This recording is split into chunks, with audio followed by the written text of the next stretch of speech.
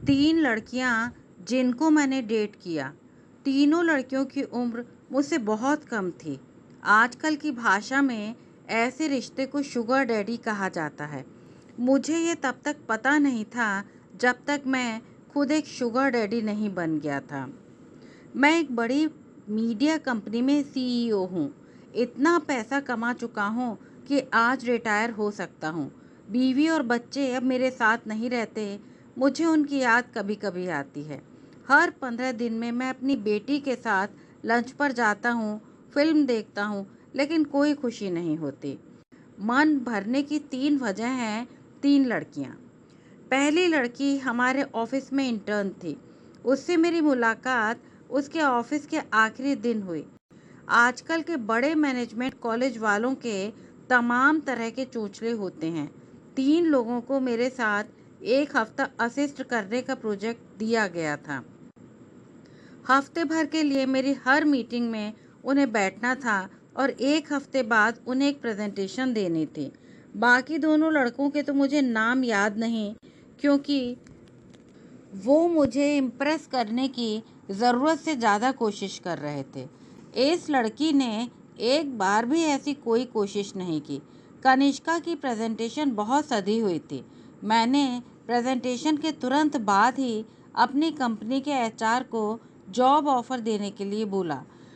मुझे बाद में बताया गया कि उसने हमारी कंपनी के ऑफ़र को रिजेक्ट कर दिया। जब वो अपना सर्टिफिकेट लेने आई तो उसने मुझसे मिलने के लिए समय लिया। मैं एक मीटिंग से दूसरी मीटिंग के बीच जा ही रहा था कि मेरे सेक्रेटरी ने उससे 2 मिनट के लिए मिलने के लिए कहा। जो मीटिंग मेरे शेड्यूल में नहीं होती, ऐसी मीटिंग्स को मैं अक्सर मना कर देता हूँ। लेकिन पता नहीं क्या सोचकर मैंने कनिष्का को समय दे दिया। बैठने के साथ ही बोले, I am sorry. For what? मैंने जॉब ऑफर को मना कर दिया। ओके। मुझे लगा कि शायद उसे कुछ और कहना है, लेकिन उसने कोई ऐसी बात नहीं की। उसने चलने से पहले अचानक पूछा कि क्या वो मेरे टच में रह सकती है। मैंने उसे अपना नंबर दे दिया और ये भी बता दिया कि मुझे फालतू के फॉरवर्डेड मैसेजेस से नफरत है। ये सुनकर वो हंसकर बोली, मुझे भी। इस बात के 2 महीने बाद तक उसका कोई मैसेज या कॉल नहीं आया। एक दिन अचानक उसका फ़ोन आया। रात के करीब 10 बज रहे थे। वो रो रही थी। रोने की वजह क्या थी, ये उसने नहीं बताई। हालांकि जैसा मैं हूँ, मैं फ़ोन काट देता, लेकिन उस दिन पता नहीं क्या सोचकर मैंने उसे घर बुला लिया। घर आने के बाद वो बहुत देर तक कुछ नहीं बोली। मैंने कॉफ़ी बनाकर जैसे ही उसके सामने रखी, वो बोली, बहुत भूख लगी है। मैंने फ्रिज में चेक करके उसको कुछ खाने को दिया। जल्दी से खाने के बाद वो कुछ नॉर्मल हुई और बोली, आई एम सॉरी, आपको परेशान किया। ये सुनकर मैं चाहता तो बोल सकता था कि हाँ, बहुत परेशान किया, आगे से कभी ऐसे कॉल मत करना। लेकिन पता नहीं क्यों मैं कुछ बोल नहीं पाया। वो मेरी गोद में सिर रखकर लेट गई। मेरे हाथ उसका सिर सहलाने लगे। रात भर हम ऐसे ही पड़े रहे। हमारी कोई बात नहीं हुई। मेरे हाथ नहीं भटके। सुबह उठकर मैंने अपने लिए कॉफ़ी बनाई तो वो उठ चुकी थी। अब जाकर मैंने उसका चेहरा ध्यान से देखा। मेरे कमरे में लाइब्रेरी, अवार्ड और शराब की बोतल, तीनों की अलमारी को वो अपने मन से उलट पलट कर देखती रही। कॉफ़ी का सिप लेते हुए उसने पूछा, आप कभी बोर नहीं होते? ये वो सवाल था जो कभी किसी ने मुझसे नहीं किया, जबकि मुझे पता था कि मैं हर चीज़ से बोर हो चुका हूँ। मैंने उसको टालने के लिए कहा, हाँ होता हूँ। जब कोई ऐसा सवाल करता है तो बहुत बोर होता हूँ। जवाब सुनकर वो बहुत ज़ोर से हंसी। कल रात यहाँ आने की कोई ख़ास वजह है? आप मुझे जानते नहीं हैं ना, इसलिए। उसने बड़े ही आराम से कॉफ़ी का आखिरी घूंट लेते हुए कहा, मैं ऑफिस जल्दी पहुंचता था, इसलिए मैं तैयार होने के लिए चला गया। जब तक मैं तैयार होकर कमरे से निकलता, वो जा चुकी थी। उसने टेबल पर एक छोटा सा नोट छोड़ा था, thanks for not asking any question. उसकी हैंडराइटिंग बहुत अच्छी थी। मुझे दिन में कई बार उसका ख्याल आया। शाम को जब मैंने उसको फ़ोन किया तो उसने फ़ोन नहीं उठाया। मैंने मैसेज टाइप करके डिलीट कर दिया। कई दिन गुजर गए। मैं उसके बारे में लगभग भूल ही चुका था कि फिर एक दिन वो सीधे मेरे दरवाजे के बाहर थी। उसकी हालत से लग रहा था जैसे कई रात से शायद वो सोई नहीं थी। उसको दरवाजे पर देखकर मुझे गुस्सा तो बहुत आया, लेकिन उसकी हालत देखकर मैं कुछ बोला नहीं। वो घर में घुसते ही मुझे गले लगाकर बहुत देर तक रोती रही। मैंने उसे चुप कराने की कोशिश नहीं की। मैंने तब तक खाना नहीं खाया था। उसके खूब रो लेने के बाद उसने जी भर के खाना खाया। खाने के बाद वो खुद ही अपने बारे में बताने लगी कि उसके अब तक कितने अफेयर रह चुके हैं, क्यों वो लंबे समय तक किसी की दोस्त नहीं रह पाती। मैं कुछ देर तक तो उसे सुनता रहा, फिर उसको बीच में रोककर मैंने कहा, मुझे नहीं जानना ये सब। फिर वो पूरी रात कुछ नहीं बोली। वो अक्सर आने लगी। मैं उसे कभी मना नहीं करता। वो मेरे घर में एक अजनबी की तरह आती, ज़्यादा से ज़्यादा एक दिन रुकती और चली जाती। उसने टेबल पर एक छोटा सा नोट छोड़ा था, thanks for not asking any question. उसकी हैंडराइटिंग बहुत अच्छी थी। मुझे दिन में कई बार उसका ख्याल आया। वो जब होती तो मुझे नींद बहुत गहरी आती। वो जब होती तो ठहरने का मन होता। मुझे उसकी सबसे अच्छी बात यही लगती थी कि उसने कभी मुझसे कोई पर्सनल सवाल नहीं किया। फिर एक दिन उसने जाने से पहले मेरे माथे पर प्यार से हाथ रखते हुए कहा, मैं अब नहीं आऊँगी।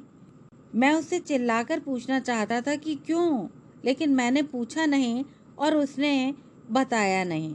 मुझे उसकी आदत हो गई थी। उसके जाने के बाद मैंने कई बार फ़ोन किया, लेकिन कभी उसका फ़ोन नहीं उठा। अब मुझे यकीन हो गया था कि वो अब कभी नहीं आएगी। तब मैंने अपने आप को समझाया कि फालतू में अब किसी को भी इतनी जगह देनी ही नहीं कि कोई परेशान कर पाए। कनिष्का के जाने के बाद एक खाली जगह हो गई थी। मुझे किसी की ज़रूरत है, ये बात मुझे कनिष्का से ही पता चली। मैं अपनी उम्र के आसपास वाली कई औरतों से मिला, लेकिन उनमें कोई नई बात नहीं थी। जिंदगी को लेकर इतनी निश्चितता से मुझे परेशानी होती है। मुझे उसके सवाल जवाब, सोचने का नज़रिया, सब कुछ पता था। मैं जितना और लोगों से मिलता उतना ही कनिष्का को मिस करता। नहीं, प्यार नहीं था। मेरे जैसे लोगों को प्यार नहीं होता। बस हमें प्यार के ख्याल का इंतज़ार रहता है। मैंने एक डेटिंग ऐप पर अपना प्रोफाइल डाला। ऐप पर लॉगिन करते ही मुझे लग गया कि ये मेरी दुनिया नहीं है कि तभी सुप्रिया का मैसेज आया। उसकी उम्र कुल 28 होगी।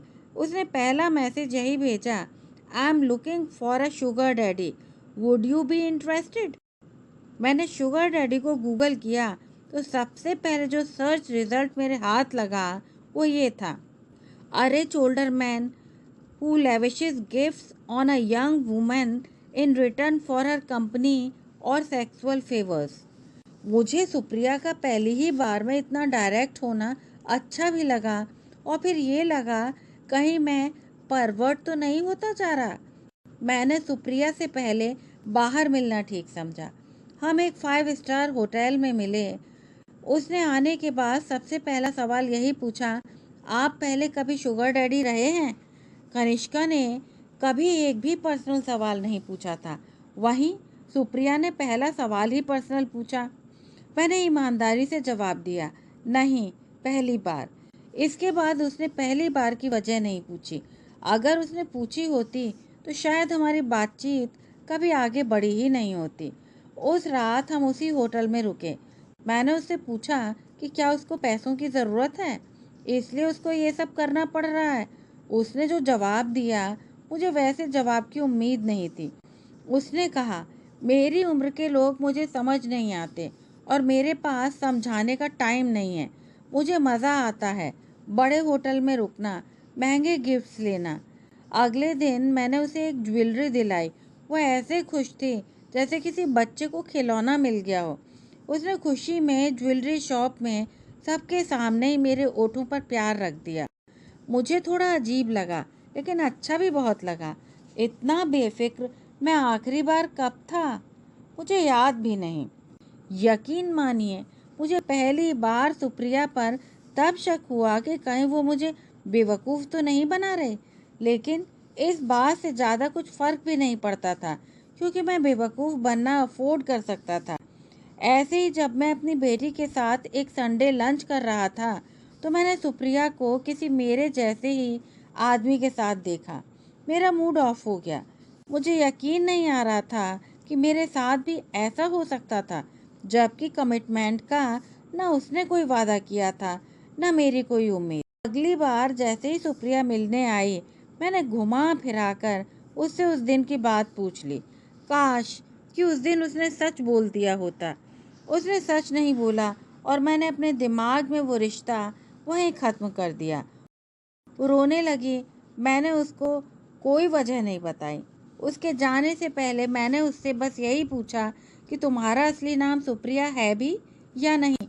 वो मेरे इस सवाल से और भी ज़्यादा रोने लगी। वो अपना असली नाम बताने ही वाली थी कि मैंने उसे रोक दिया और घर से निकल जाने को कहा।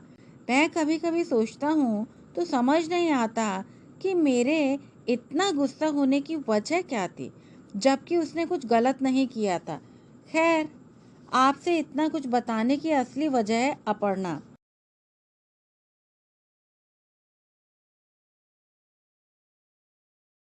अपर्णा मुझे अपनी ही हाउसिंग सोसाइटी में मिली थी। मेरा जैसा आदमी अगर चाहता तो किसी भी टीवी की हीरोइन या मॉडल की लाइन लग जाती। उसको अपर्णा से प्यार क्यों हुआ होगा, इसकी कोई एक ठीक वजह पर हाथ नहीं रखा जा सकता। अपर्णा न रोती थी, न सवाल पूछती थी, ना ही उसके पास पैसे की कोई कमी थी। वो मेरे काम की फैन थी। अपर्णा से पहले की दो लड़कियों ने मुझे बहुत कुछ सिखा दिया था। मैंने अपने आप को ये बात समझा ली थी कि मुझे इन रिश्तों के सिवाय एस्केप के कुछ नहीं चाहिए था, और यही मुझसे गड़बड़ हो गई। अपर्णा ऐसी लड़की थी जिससे बस प्यार किया जा सकता था। वो घंटों चुप बैठ सकती थी। मेरी माँ के अलावा वो पहली लड़की थी जिसने मुझे रोते हुए देखा था। मैं उसके हाथ को छूता तो ऐसा लगता जैसा मेरा कुछ अधूरा हिस्सा पूरा हो गया।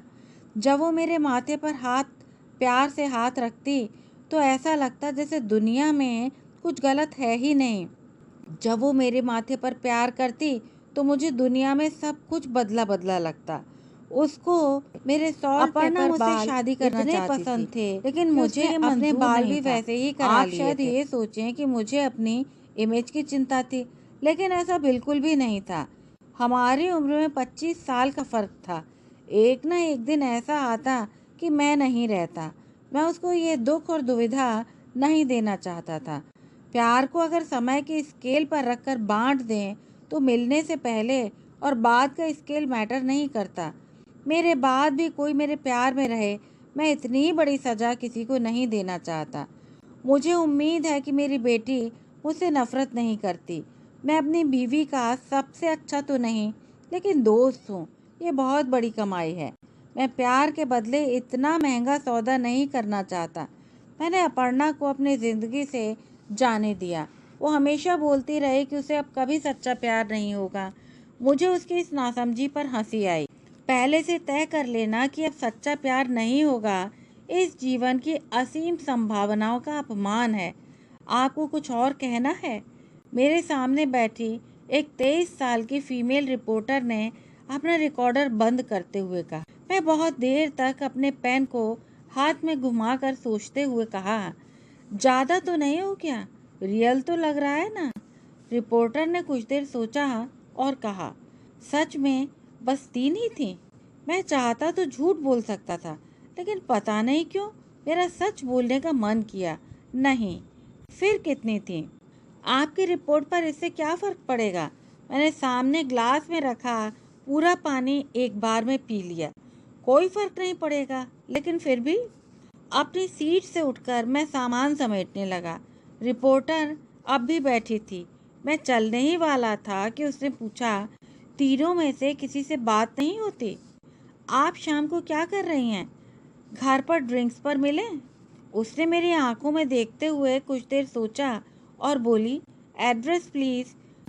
रिपोर्टर ने कुछ देर सोचा और कहा, सच में बस 3 ही थी। झूठी कहानियों से सच्ची कहानियों का रास्ता खुलता है। मैं अकेला था, सच था, मेरे बीवी बच्चे मुझे छोड़ चुके थे, सच था।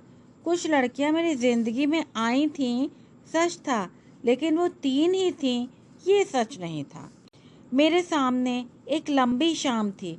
मुझे मालूम था कि उस यंग रिपोर्टर को नए एडवेंचर पसंद थे।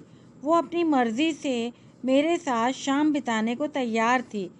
गुफ्तगू बंद न हो, बात से बात चले, सुबह तक शाम में मुलाकात चले, हम पे हंसती हुई ये तारों भरी रात चले। अली सरदार जाफरी की ये लाइनें मेरी ज़िंदगी का एक ऐसा सच थीं जिनको पुराने कैसेट की तरह बार बार चलाना मुझे सुकून देता था। ज़िंदगी छोटे मोटे फुटकर भर सुकून की तलाश ही तो है। ये कहानी बस यहीं तक। यदि आपको दिव्य प्रकाश दुबे की यह कहानी अच्छी लगी हो तो कृपया चैनल को लाइक, शेयर और सब्सक्राइब अवश्य करें। धन्यवाद।